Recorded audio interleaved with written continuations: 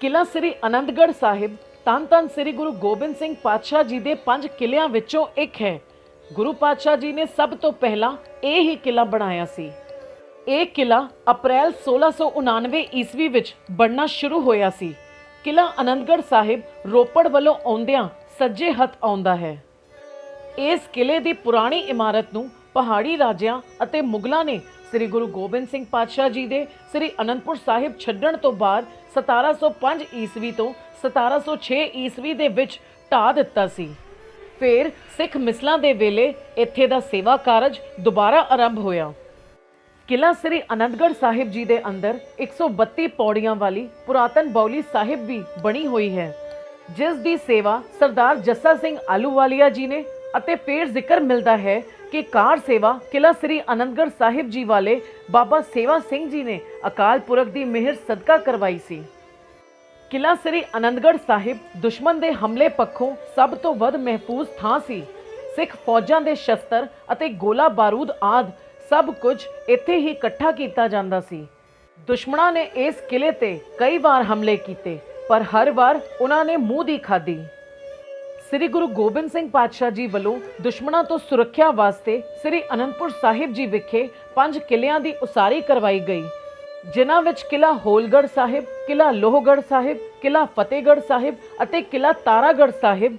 ਜਿੱਥੇ ਇਹਨਾਂ 4 ਕਿਲ੍ਹਿਆਂ ਵਿਖੇ ਸਤਿਗੁਰੂ ਜੀ ਦੀ ਫੌਜ ਦੇ ਪਹਿਰੇ ਰਹਿੰਦੇ ਸਨ, ਉੱਥੇ ਕਿਲ੍ਹਾ ਆਨੰਦਗੜ੍ਹ ਸਾਹਿਬ ਜੀ ਵਿੱਚ ਸਤਿਗੁਰੂ ਜੀ ਆਪ ਪਰਿਵਾਰ ਸਮੇਤ ਨਿਵਾਸ ਕਰਦੇ ਸਨ ਅਤੇ ਦਰਸ਼ਨ ਕਰਨ ਆਉਣ ਵਾਲੀਆਂ ਸੰਗਤਾਂ ਨੂੰ ਦਰਸ਼ਨ ਦੇ ਕੇ ਨਿਹਾਲ ਕਰਦੇ ਸਨ। ਕਿਲ੍ਹਾ ਸ੍ਰੀ ਆਨੰਦਗੜ੍ਹ ਸਾਹਿਬ ਜੀ ਦੇ ਇਸੇ ਪਾਵਨ ਅਸਥਾਨ ਤੋਂ ਦਸੰਬਰ 1704 ਈਸਵੀ ਵਿੱਚ ਸ੍ਰੀ ਗੁਰੂ ਗੋਬਿੰਦ ਸਿੰਘ ਪਾਤਸ਼ਾਹ ਜੀ ਨੇ ਸਿੰਘਾਂ ਅਤੇ ਪਰਿਵਾਰ ਸਮੇਤ ਸ੍ਰੀ ਅਨੰਦਪੁਰ ਸਾਹਿਬ ਛੱਡਿਆ ਸੀ। ਗੁਰਦੁਆਰਾ ਕਿਲ੍ਹਾ ਸ੍ਰੀ ਆਨੰਦਗੜ੍ਹ ਸਾਹਿਬ ਵਿਖੇ ਹੀ ਇਤਿਹਾਸਕ ਗੁਰਦੁਆਰਾ ਸ੍ਰੀ ਤਪ ਅਸਥਾਨ ਬਾਬਾ ਜੀਵਨ ਸਿੰਘ ਜੀ ਸ਼ਹੀਦ, ਜਿਨ੍ਹਾਂ ਨੂੰ ਅਸੀਂ ਭਾਈ ਜੈਤਾ ਜੀ ਦੇ ਨਾਂ ਨਾਲ ਵੀ ਜਾਣਦੇ ਹਾਂ, ਸੁਭਾਇਮਾਨ ਹੈ। ਭਾਈ ਜੈਤਾ ਜੀ ਸ੍ਰੀ ਗੁਰੂ ਗੋਬਿੰਦ ਸਿੰਘ ਪਾਤਸ਼ਾਹ ਜੀ ਦੀ ਖਾਲਸਾ ਫੌਜਾਂ ਦੇ ਮੁੱਖ ਜਰਨੈਲ ਸਨ।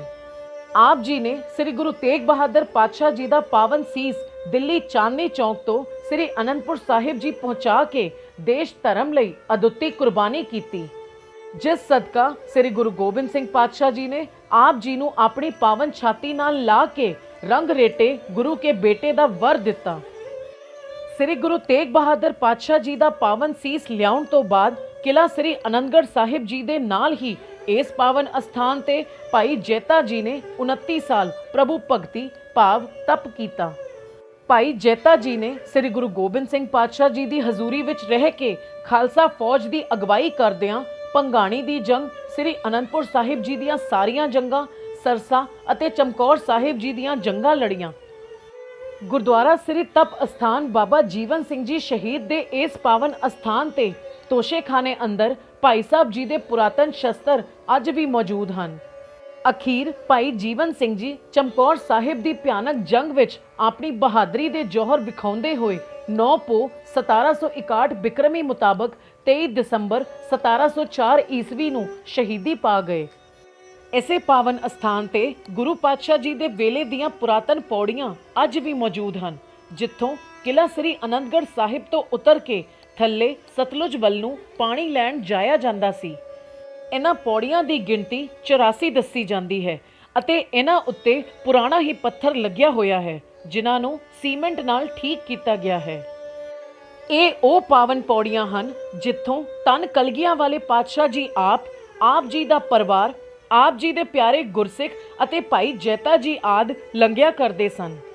ਭਾਈ ਜੀਵਨ ਸਿੰਘ ਜੀ ਦੇ ਇਸ ਪਾਵਨ ਤਪ ਅਸਥਾਨ ਨੂੰ ਕਲਗੀਧਰ ਪਾਤਸ਼ਾਹ ਜੀ ਨੇ ਇਹ ਵਰ ਵੀ ਦਿੱਤਾ ਕਿ ਜੋ ਸੰਗਤਾਂ ਸਾਡੇ ਦਰਸ਼ਨਾਂ ਨੂੰ ਆਉਣਗੀਆਂ, ਭਾਵ ਗੁਰਦੁਆਰਾ ਕਿਲ੍ਹਾ ਸ੍ਰੀ ਆਨੰਦਗੜ੍ਹ ਸਾਹਿਬ ਵਿਖੇ ਆਉਣਗੀਆਂ, ਉਹ ਤੁਹਾਡੇ ਅਸਥਾਨ ਦੇ ਦਰਸ਼ਨ ਨੂੰ ਵੀ ਜ਼ਰੂਰ ਆ ਕੇ ਆਪਣੀ ਯਾਤਰਾ ਸਫਲ ਕਰਨਗੀਆਂ।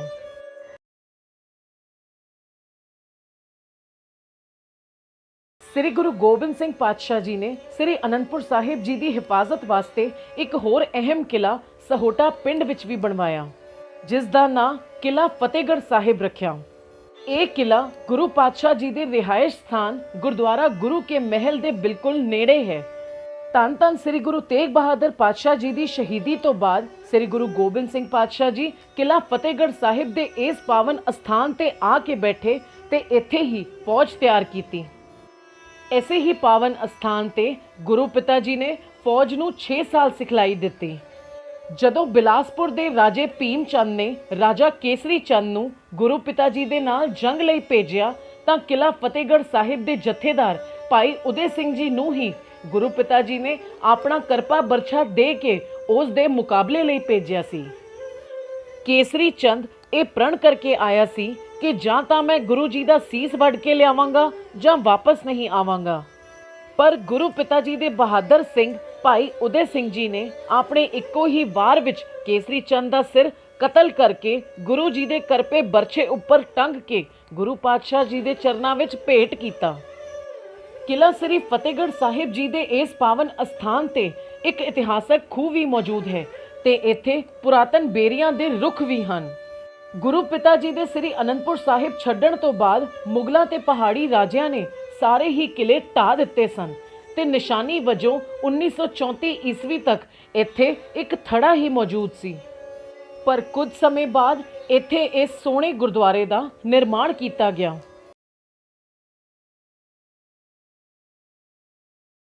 ਸ੍ਰੀ ਗੁਰੂ ਗੋਬਿੰਦ ਸਿੰਘ ਪਾਤਸ਼ਾਹ ਜੀ ਦੇ ਬਣਵਾਏ ਕਿਲਿਆਂ ਵਿੱਚੋਂ ਕਿਲ੍ਹਾ ਸ੍ਰੀ ਲੋਹਗੜ੍ਹ ਸਾਹਿਬ ਵੀ ਬਹੁਤ ਖਾਸ ਅਹਿਮੀਅਤ ਰੱਖਦਾ ਹੈ। ਇਹ ਕਿਲ੍ਹਾ ਚੱਕ ਨਾਨਕੀ ਦੇ ਸਿਰੇ ਤੇ ਚਰਨ ਗੰਗਾ ਦੇ ਕੰਢੇ ਤੇ ਹੈ। ਉਸ ਵੇਲੇ ਕਿਲ੍ਹਾ ਸ੍ਰੀ ਆਨੰਦਗੜ੍ਹ ਸਾਹਿਬ ਜੀ ਤੋਂ ਬਾਅਦ ਇਹ ਕਿਲ੍ਹਾ ਦੂਜਾ ਸਭ ਤੋਂ ਵੱਧ ਸੁਰੱਖਿਅਤ ਕਿਲ੍ਹਾ ਸੀ। ਕਿਲ੍ਹਾ ਸ੍ਰੀ ਲੋਹਗੜ੍ਹ ਸਾਹਿਬ ਜੀ ਦੇ ਇਸ ਪਾਵਨ ਅਸਥਾਨ ਤੇ ਗੁਰੂ ਪਿਤਾ ਜੀ ਨੇ ਹਥਿਆਰ ਬਣਾਉਣ ਦਾ ਇੱਕ ਕਾਰਖਾਨਾ ਲਾਇਆ ਹੋਇਆ ਸੀ। ਇੱਥੇ ਲੋਹਾ ਘੜਿਆ ਜਾਂਦਾ ਸੀ। ਸ੍ਰੀ ਗੁਰੂ ਗੋਬਿੰਦ ਸਿੰਘ ਪਾਤਸ਼ਾਹ ਜੀ ਨੇ ਆਪਣੇ ਸਿੱਖ ਨੂੰ ਲੋਹੇ ਵਰਗਾ ਮਜ਼ਬੂਤ ਬਣਾਇਆ ਹੈ। ਜਿਵੇਂ ਲੋਹਾ ਜੰਗਾਂ ਵਿੱਚ ਲੜਦਾ ਹੈ, ਉਵੇਂ ਹੀ ਲੋਹੇ ਰੂਪੀ ਸਿੱਖ ਨੇ ਗੁਰੂ ਦਾ ਓਟ ਆਸਰਾ ਲੈ ਆਪਣੇ ਵਿਕਾਰਾਂ ਤੋਂ ਲੜਨਾ ਹੈ। ਪਹਾੜੀ ਰਾਜਿਆਂ ਨੇ ਸ੍ਰੀ ਅਨੰਦਪੁਰ ਸਾਹਿਬ ਜੀ ਦੇ ਸਾਰੇ ਕਿਲਿਆਂ ਤੇ ਹਮਲੇ ਕੀਤੇ ਸਨ ਤੇ ਹਰ ਥਾਂ ਤੇ ਸਿੰਘਾਂ ਤੋਂ ਮਾਤ ਖਾਧੀ ਸੀ। ਪਰ ਕਿਲ੍ਹਾ ਸ੍ਰੀ ਲੋਹਗੜ੍ਹ ਸਾਹਿਬ ਤੇ ਉਹ ਹਮਲਾ ਕਰਨੋਂ ਪਹਿਲਾਂ ਹੀ ਝਿਜਕਦੇ ਸਨ, ਕਿਉਂਕਿ ਇਸ ਕਿਲੇ ਦਾ ਦਰਵਾਜ਼ਾ ਤੋੜਨਾ ਉਹਨਾਂ ਦੇ ਵੱਸ ਦੀ ਗੱਲ ਨਹੀਂ ਸੀ। ਸਤੰਬਰ 1700 ਈਸਵੀ ਵਿੱਚ ਪਹਾੜੀ ਰਾਜਿਆਂ ਨੇ ਕਿਲ੍ਹਾ ਸ੍ਰੀ ਲੋਹਗੜ੍ਹ ਸਾਹਿਬ ਜੀ ਤੇ ਹਮਲਾ ਕਰ ਦਿੱਤਾ। ਕਿਲੇ ਉੱਪਰ ਕਬਜ਼ਾ ਕਰਨ ਲਈ ਅਤੇ ਕਿਲੇ ਦੇ ਮਜ਼ਬੂਤ ਦਰਵਾਜ਼ੇ ਨੂੰ ਤੋੜਨ ਲਈ ਉਹਨਾਂ ਨੇ ਇੱਕ ਮਦਮਸਤ ਹਾਥੀ ਨੂੰ ਸ਼ਰਾਬ ਪਿਆ ਕੇ ਉਹਦੇ ਮੱਥੇ ਤੇ ਲੋਹੇ ਦੀਆਂ ਤਵੀਆਂ ਅਤੇ ਤਲਵਾਰਾਂ ਬੰਨ੍ਹ ਕੇ ਭੇਜਿਆ। ਪਰ ਗੁਰੂ ਪਾਤਸ਼ਾਹ ਜੀ ਦੇ ਲਾਡਲੇ ਸਿੰਘ ਭਾਈ ਬਚਿੱਤਰ ਸਿੰਘ ਜੀ ਨੇ ਗੁਰੂ ਪਿਤਾ ਜੀ ਦੀ ਕਿਰਪਾ ਸਦਕਾ ਉਹਨਾਂ ਦੇ ਨਾਗਣੀ ਬਰਛੇ ਨਾਲ ਉਸ ਮਸਤ ਸ਼ਰਾਬੀ ਹਾਥੀ ਨੂੰ ਜ਼ਖਮੀ ਕਰ ਦਿੱਤਾ, ਜਿਸ ਦੇ ਸਿੱਟੇ ਵਜੋਂ ਜ਼ਖਮੀ ਹੋਇਆ ਹਾਥੀ ਆਪਣੀਆਂ ਫੌਜਾਂ ਦਾ ਨੁਕਸਾਨ ਕਰਦਾ ਹੋਇਆ ਪਿੱਛੇ ਨੂੰ ਦੌੜ ਗਿਆ ਤੇ ਭਾਈ ਬਚਿੱਤਰ ਸਿੰਘ ਜੀ ਦੀ ਜਿੱਤ ਹੋਈ। ਇਸੇ ਹੀ ਜੰਗ ਵਿੱਚ ਕਿਲ੍ਹਾ ਸ੍ਰੀ ਫਤਿਹਗੜ੍ਹ ਸਾਹਿਬ ਜੀ ਦੇ ਜਥੇਦਾਰ ਭਾਈ ਉਦੇ ਸਿੰਘ ਜੀ ਨੇ ਦੋ ਹੱਥੀ ਲੜਾਈ ਵਿੱਚ ਗੁਰੂ ਪਿਤਾ ਜੀ ਦੇ ਕਰਪੇ ਬਰਛੇ ਨਾਲ ਪਹਾੜੀ ਰਾਜਾ ਕੇਸਰੀ ਚੰਦ ਨੂੰ ਮਾਰ ਮੁਕਾਇਆ ਤੇ ਉਸ ਦਾ ਸਿਰ ਵੱਢ ਕੇ ਗੁਰੂ ਪਿਤਾ ਜੀ ਦੇ ਚਰਨਾਂ ਵਿੱਚ ਹਾਜ਼ਰ ਕੀਤਾ। ਸ੍ਰੀ ਗੁਰੂ ਗੋਬਿੰਦ ਸਿੰਘ ਪਾਤਸ਼ਾਹ ਜੀ ਦੇ ਇਹਨਾਂ ਦੋਹਾਂ ਹੀ ਸ਼ਸਤਰਾਂ ਨਾਗਣੀ ਬਰਛਾ ਅਤੇ ਕਰਪਾ ਬਰਛਾ ਦੇ ਦਰਸ਼ਨ ਅਸੀਂ ਕਿਸੇ ਵੀ ਵੇਲੇ ਤਖਤ ਸ੍ਰੀ ਕੇਸਗੜ੍ਹ ਸਾਹਿਬ ਜੀ ਦੇ ਪਾਵਨ ਅਸਥਾਨ ਤੇ ਕਰ ਸਕਦੇ ਹਾਂ। ਗੁਰੂ ਪਿਤਾ ਜੀ ਦੇ ਸ੍ਰੀ ਅਨੰਦਪੁਰ ਸਾਹਿਬ ਛੱਡਣ ਤੋਂ ਬਾਅਦ ਪਹਾੜੀ ਫੌਜਾਂ ਨੇ ਇਸ ਕਿਲੇ ਨੂੰ ਵੀ ਢਾਹ ਦਿੱਤਾ ਸੀ ਤੇ ਹੁਣ ਵਾਲੀ ਇਮਾਰਤ 1985 ਈਸਵੀ ਵਿੱਚ ਬਣਾਈ ਗਈ ਸੀ।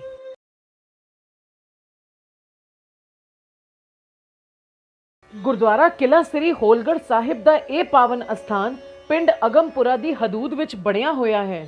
ਇਸ ਕਿਲੇ ਨੂੰ ਪਿੰਡ ਦੇ ਨਾਂ ਤੇ ਹੀ ਅਗਮਗੜ੍ਹ ਸਾਹਿਬ ਵੀ ਕਹਿ ਦਿੱਤਾ ਜਾਂਦਾ ਸੀ।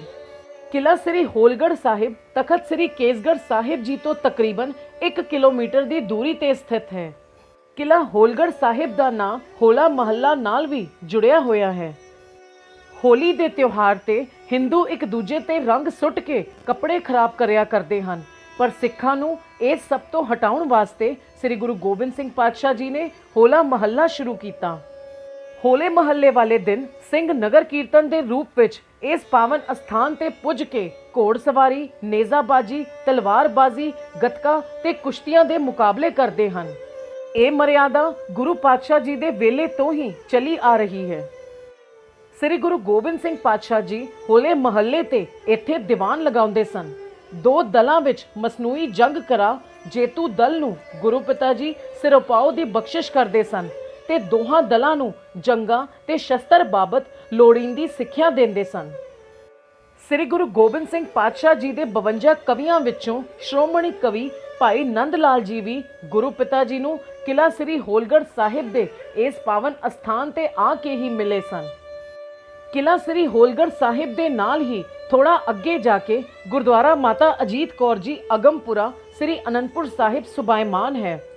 ਇਹ ਪਾਵਨ ਅਸਥਾਨ ਸ੍ਰੀ ਗੁਰੂ ਗੋਬਿੰਦ ਸਿੰਘ ਪਾਤਸ਼ਾਹ ਜੀ ਦੇ ਮਹਿਲ ਮਾਤਾ ਜੀਤੋ ਜੀ ਦਾ ਹੈ, ਜਿਨ੍ਹਾਂ ਦਾ ਨਾਂ ਖੰਡੇ ਬਾਟੇ ਦੀ ਪਾਹੁਲ ਲੈਣ ਤੋਂ ਬਾਅਦ ਮਾਤਾ ਅਜੀਤ ਕੌਰ ਜੀ ਹੋ ਗਿਆ, ਪਰ ਕਈ ਥਾਵਾਂ ਤੇ ਆਪ ਜੀ ਦਾ ਨਾਂ ਮਾਤਾ ਜੀਤ ਕੌਰ ਜੀ ਕਰਕੇ ਵੀ ਆਇਆ ਹੈ। ਸ੍ਰੀ ਗੁਰੂ ਗੋਬਿੰਦ ਸਿੰਘ ਪਾਤਸ਼ਾਹ ਜੀ ਅਤੇ ਮਾਤਾ ਅਜੀਤ ਕੌਰ ਜੀ ਦਾ ਵਿਆਹ 1677 ਈਸਵੀ ਨੂੰ ਗੁਰੂ ਕੇ ਲਾਹੌਰ ਵਾਲੇ ਪਾਵਨ ਅਸਥਾਨ ਤੇ ਹੋਇਆ। ਆਪ ਜੀ ਦੀ ਕੁੱਖੋਂ ਬਾਬਾ ਜੁਝਾਰ ਸਿੰਘ ਜੀ, ਬਾਬਾ ਜ਼ੋਰਾਵਰ ਸਿੰਘ ਜੀ ਤੇ ਬਾਬਾ ਫਤਿਹ ਸਿੰਘ ਜੀ ਦਾ ਜਨਮ ਹੋਇਆ ਸੀ। ਮਾਤਾ ਜੀ ਬਹੁਤ ਹੀ ਅਧਿਆਤਮਕ ਤੇ ਪਰਉਪਕਾਰੀ ਸੁਭਾਅ ਦੇ ਸਨ। ਆਪ ਜੀ ਬਹੁਤਾ ਸਮਾਂ ਪ੍ਰਭੂ ਭਗਤੀ, ਸਾਧਨਾ ਤੇ ਸਿਮਰਨ ਵਿੱਚ ਜੁੜੇ ਰਹਿੰਦੇ ਸਨ। ਗੁਰੂ ਸੇਵਾ ਵਿੱਚ ਲੱਗੇ ਰਹਿੰਦੇ ਸਨ। 1699 ਈਸਵੀ ਦੀ ਵਿਸਾਖੀ ਵਾਲੇ ਦਿਨ ਖਾਲਸਾ ਪੰਥ ਦੀ ਸਾਜਨਾ ਵੇਲੇ ਸ੍ਰੀ ਗੁਰੂ ਗੋਬਿੰਦ ਸਿੰਘ ਪਾਤਸ਼ਾਹ ਜੀ ਨੇ ਮਾਤਾ ਜੀਤੋ ਜੀ ਦੇ ਪਾਸੋਂ ਹੀ ਅੰਮ੍ਰਿਤ ਵਿੱਚ ਪਤਾਸੇ ਪਵਾਏ ਸਨ, ਜਿਸ ਦੀ ਮਿਠਾਸ ਅੱਜ ਵੀ ਸਮੁੱਚੇ ਖਾਲਸਾ ਪੰਥ ਵਿੱਚ ਮੌਜੂਦ ਹੈ। ਇੱਕ ਦਿਨ ਸਾਧਨਾ ਵਿੱਚ ਬੈਠੇ ਮਾਤਾ ਜੀਤ ਕੌਰ ਜੀ ਨੂੰ ਭਵਿੱਖ ਦਾ ਸਾਰਾ ਦ੍ਰਿਸ਼ ਦਿਸ ਗਿਆ ਕਿ ਕਿਵੇਂ ਸ੍ਰੀ ਅਨੰਦਪੁਰ ਸਾਹਿਬ ਜੀ ਨੂੰ ਘੇਰਾ ਪਵੇਗਾ। ਗੁਰੂ ਪਿਤਾ ਜੀ ਪਰਿਵਾਰ ਤੇ ਸਿੰਘਾਂ ਸਮੇਤ ਸ੍ਰੀ ਅਨੰਦਪੁਰ ਸਾਹਿਬ ਛੱਡਣਗੇ। ਫਿਰ ਪਰਿਵਾਰ ਵਿਛੋੜਾ, ਫਿਰ ਵੱਡੇ ਅਤੇ ਛੋਟੇ ਸਾਹਿਬਜ਼ਾਦਿਆਂ ਨਾਲ ਮਾਤਾ ਗੁਜਰ ਕੌਰ ਜੀ ਦੀ ਸ਼ਹਾਦਤ ਆਦਿ। ਜਦੋਂ ਮਾਤਾ ਜੀ ਨੇ ਇਸ ਸਭ ਬਾਰੇ ਸ੍ਰੀ ਗੁਰੂ ਗੋਬਿੰਦ ਸਿੰਘ ਪਾਤਸ਼ਾਹ ਜੀ ਨੂੰ ਪੁੱਛਿਆ ਤਾਂ ਗੁਰੂ ਪਿਤਾ ਜੀ ਨੇ ਕਿਹਾ ਕਿ ਤੁਸੀਂ ਜੋ ਕੁਝ ਵੀ ਵੇਖਿਆ ਹੈ ਉਹ ਸਭ ਇਦਾਂ ਹੀ ਹੋਵੇਗਾ। ਜਿਸ ਤੇ ਮਾਤਾ ਜੀ ਨੇ ਗੁਰੂ ਪਿਤਾ ਜੀ ਨੂੰ ਕਿਹਾ ਕਿ ਮੈਂ ਆ ਸਭ ਵੇਖਣ ਤੋਂ ਪਹਿਲਾਂ ਸੱਚਖੰਡ ਜਾਣਾ ਚਾਹੁੰਦੀ ਹਾਂ, ਤੇ ਗੁਰੂ ਪਿਤਾ ਜੀ ਨੇ ਮਾਤਾ ਜੀ ਨੂੰ ਆਗਿਆ ਦਿੰਦਿਆਂ ਹੋਇਆਂ ਕਿਹਾ ਕਿ ਜਿਵੇਂ ਆਪ ਜੀ ਦੀ ਮਰਜ਼ੀ। ਤੇ ਅਖੀਰ ਪਰਮਾਤਮਾ ਵੱਲੋਂ ਕੱਲੀ ਇਸ ਸੱਚੀ ਰੂਹ ਨੇ ਭਾਵ ਮਾਤਾ ਅਜੀਤ ਕੌਰ ਜੀ ਨੇ 13 ਅੱਸੂ ਸਨ 1700 ਵਿੱਚ ਪਰਲੋਕ ਗਮਨ ਕੀਤਾ ਅਤੇ ਗੁਰਦੁਆਰਾ ਮਾਤਾ ਅਜੀਤ ਕੌਰ ਜੀ ਦੇ ਇਸ ਪਾਵਨ ਅਸਥਾਨ ਤੇ ਗੁਰੂ ਪਿਤਾ ਜੀ ਨੇ ਆਪ ਮਾਤਾ ਜੀ ਦਾ ਅੰਤਮ ਸੰਸਕਾਰ ਕੀਤਾ। ਗੁਰਦੁਆਰਾ ਸਾਹਿਬ ਦੀ ਇਹ ਥਾਂ ਭਾਈ ਮੀਆਂ ਨਾਂ ਦੇ ਇੱਕ ਵਿਅਕਤੀ ਜੋ ਰਾਜਪੂਤ ਪਰਿਵਾਰ ਤੋਂ ਸਨ ਉਹਨਾਂ ਦੀ ਸੀ। ਉਹਨਾਂ ਕੋਲ ਧਨ ਦੌਲਤ ਜ਼ਮੀਨ ਤਾਂ ਬਹੁਤ ਸੀ, ਪਰ ਉਹਨੂੰ ਸਾਂਭਣ ਵਾਲਾ ਕੋਈ ਨਹੀਂ ਸੀ, ਜਿਸ ਤੇ ਗੁਰੂ ਪਿਤਾ ਜੀ ਦੇ ਆਸ਼ੀਰਵਾਦ ਸਦਕਾ ਉਹਨਾਂ ਦੇ ਘਰ ਸੰਤਾਨ ਪੈਦਾ ਹੋਈ ਤੇ ਅੱਜ ਵੀ ਉਹਨਾਂ ਦਾ ਵੰਸ਼ ਇੱਥੇ ਹੀ ਪਿੰਡ ਅਗਮਪੁਰਾ ਵਿਖੇ ਰਹਿੰਦਾ ਹੈ।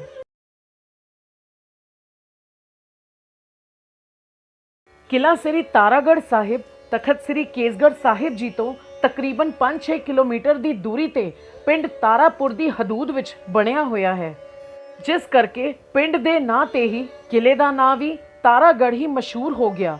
ਪਰ ਕੁਝ ਸਿੰਘਾਂ ਦੇ ਇਹ ਵੀ ਖਿਆਲ ਹਨ ਕਿ ਬਹੁਤ ਉੱਚੀ ਥਾਂ ਤੇ ਬਣੇ ਹੋਣ ਕਰਕੇ ਇਸ ਕਿਲ੍ਹੇ ਦਾ ਨਾਂ ਤਾਰਾਗੜ੍ਹ ਹੈ। ਸ੍ਰੀ ਅਨੰਦਪੁਰ ਸਾਹਿਬ ਜੀ ਦੀ ਪਾਵਨ ਧਰਤੀ ਤੇ ਸ੍ਰੀ ਗੁਰੂ ਗੋਬਿੰਦ ਸਿੰਘ ਪਾਤਸ਼ਾਹ ਜੀ ਵੱਲੋਂ ਬਣਾਏ ਗਏ 5 ਕਿਲ੍ਹਿਆਂ ਵਿੱਚੋਂ ਇਹ ਕਿਲ੍ਹਾ ਸਭ ਤੋਂ ਦੂਰ ਬਣਿਆ ਹੋਇਆ ਹੈ। ਕਿਲ੍ਹਾ ਸ੍ਰੀ ਤਾਰਾਗੜ੍ਹ ਸਾਹਿਬ ਦਾ ਨਿਰਮਾਣ ਬਿਲਾਸਪੁਰ ਦੇ ਪਹਾੜੀ ਰਾਜਿਆਂ ਦੇ ਹਮਲਿਆਂ ਨੂੰ ਮੁੱਖ ਰੱਖ ਕੇ ਕੀਤਾ ਗਿਆ ਸੀ। ਕਿਲ੍ਹੇ ਦੇ ਬਿਲਕੁਲ ਪਿੱਛੇ ਲੱਗਦੀ ਪਹਾੜੀ ਤੋਂ ਬਿਲਾਸਪੁਰ ਰਿਆਸਤ ਵਾਲੇ ਪਾਸਿਓਂ ਹੋਣ ਵਾਲੇ ਹਮਲਿਆਂ ਨੂੰ ਰੋਕਣਾ ਇਸ ਕਿਲ੍ਹੇ ਦਾ ਮੁੱਖ ਮਕਸਦ ਸੀ। ਇਸ ਕਿਲ੍ਹੇ ਦੀਆਂ ਕੰਧਾਂ ਤੇ ਚੜ੍ਹ ਕੇ ਕੋਟ ਕਹਿਲੂਰ ਤੇ ਵੀ ਨਿਗਾਹ ਰੱਖੀ ਜਾ ਸਕਦੀ ਸੀ। 1700 ਈਸਵੀ ਵਿੱਚ ਸ੍ਰੀ ਅਨੰਦਪੁਰ ਸਾਹਿਬ ਜੀ ਉੱਤੇ ਹੋਏ ਹਮਲਿਆਂ ਵਿੱਚ ਸਭ ਤੋਂ ਪਹਿਲਾ ਹਮਲਾ ਇਸੇ ਕਿਲ੍ਹੇ ਤੇ ਹੋਇਆ ਸੀ। ਇਤਿਹਾਸ ਮੁਤਾਬਕ ਬਾਬਾ ਅਜੀਤ ਸਿੰਘ ਜੀ ਉਸ ਵੇਲੇ ਕੁਝ ਸਿੰਘਾਂ ਸਮੇਤ ਇੱਥੇ ਆਏ ਹੋਏ ਸਨ। ਪਹਾੜੀ ਰਾਜੇ ਅਜਮੇਰ ਚੰਦ ਨੇ ਇਸ ਗੱਲ ਦਾ ਫਾਇਦਾ ਚੁੱਕਣਾ ਚਾਹਿਆ ਕਿ ਉਹ ਗੁਰੂ ਪੁੱਤਰ ਬਾਬਾ ਅਜੀਤ ਸਿੰਘ ਜੀ ਨੂੰ ਮਾਰ ਸਕਦਾ ਹੈ, ਕਿਉਂਕਿ ਉਹਨਾਂ ਨਾਲ ਬਹੁਤ ਥੋੜੇ ਸਿੰਘ ਹਨ। ਪਰ ਪਹਾੜੀ ਰਾਜਿਆਂ ਦੇ ਇਸ ਹਮਲੇ ਬਾਬਤ ਸਿੰਘਾਂ ਨੂੰ ਪਹਿਲਾਂ ਹੀ ਸੂਹ ਮਿਲ ਗਈ ਸੀ, ਜਿਸ ਸਦਕਾ ਇਸ ਅਸਥਾਨ ਤੋਂ ਤਖਤ ਸ੍ਰੀ ਕੇਸਗੜ੍ਹ ਸਾਹਿਬ ਜੀ ਵਿਖੇ ਸ੍ਰੀ ਗੁਰੂ ਗੋਬਿੰਦ ਸਿੰਘ ਪਾਤਸ਼ਾਹ ਜੀ ਨੂੰ ਇਸ ਹਮਲੇ ਦਾ ਸੰਦੇਸ਼ ਪਹੁੰਚਾਇਆ ਗਿਆ, ਜਿਸ ਦੇ ਸਿੱਟੇ ਵਜੋਂ ਗੁਰੂ ਪਿਤਾ ਜੀ ਨੇ ਭਾਈ ਉਦੈ ਸਿੰਘ ਜੀ ਦੀ ਅਗਵਾਈ ਹੇਠ 125 ਸਿੰਘਾਂ ਦਾ ਜੱਥਾ ਕਿਲ੍ਹਾ ਸ੍ਰੀ ਤਾਰਾਗੜ੍ਹ ਸਾਹਿਬ ਜੀ ਦੇ ਇਸ ਪਾਵਨ ਅਸਥਾਨ ਵੱਲ ਨੂੰ ਭੇਜਿਆ, ਜਿਸ ਤੋਂ ਬਾਅਦ ਕਿਲ੍ਹਾ ਸ੍ਰੀ ਤਾਰਾਗੜ੍ਹ ਸਾਹਿਬ ਜੀ ਦੇ ਇਸੇ ਅਸਥਾਨ ਤੇ ਸਿੰਘਾਂ ਅਤੇ ਪਹਾੜੀ ਰਾਜਿਆਂ ਵਿਚਕਾਰ ਜੰਗ ਹੋਈ। ਕਈ ਸਿੰਘਾਂ ਦੀ ਸ਼ਹੀਦੀ ਹੋਈ, ਪਰ ਅੰਤ ਦੁਸ਼ਮਣ ਦੀ ਖਾਲਸੇ ਅੱਗੇ ਇੱਕ ਨਾ ਚਲੀ ਤੇ ਉਹ ਹਾਰ ਦਾ ਮੂੰਹ ਵੇਖਦੇ ਹੋਏ ਪਿੱਛੇ ਨੂੰ ਭੱਜ ਗਏ ਤੇ ਸਿੰਘਾਂ ਨੇ ਇਸ ਜੰਗ ਨੂੰ ਵੀ ਫਤਿਹ ਕੀਤਾ।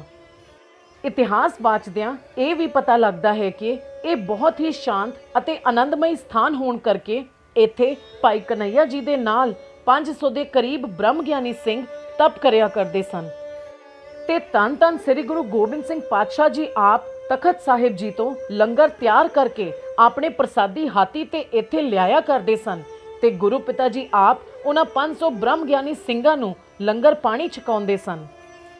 ਇਹ ਉਹ ਹੀ ਪ੍ਰਸਾਦੀ ਹਾਥੀ ਹੈ ਜੋ ਰਾਜਾ ਰਤਨ ਰਾਏ ਵੱਲੋਂ ਅਸਾਮ ਤੋਂ ਲਿਆ ਕੇ ਗੁਰੂ ਪਿਤਾ ਜੀ ਨੂੰ ਭੇਟ ਕੀਤਾ ਗਿਆ ਸੀ ਤੇ ਇਹ ਵੀ ਸਮਝਿਆ ਜਾਂਦਾ ਹੈ ਕਿ ਪ੍ਰਸ਼ਾਦੇ ਆਦ ਲਿਆਉਣ ਕਰਕੇ ਹਾਥੀ ਦਾ ਨਾਂ ਹੀ ਪ੍ਰਸਾਦੀ ਹਾਥੀ ਪੈ ਗਿਆ। 1934 ਈਸਵੀ ਤੱਕ ਇਹ ਕਿਲਾ ਬਿਲਕੁਲ ਢਹਿ ਢੇਰੀ ਹੋ ਚੁੱਕਾ ਸੀ।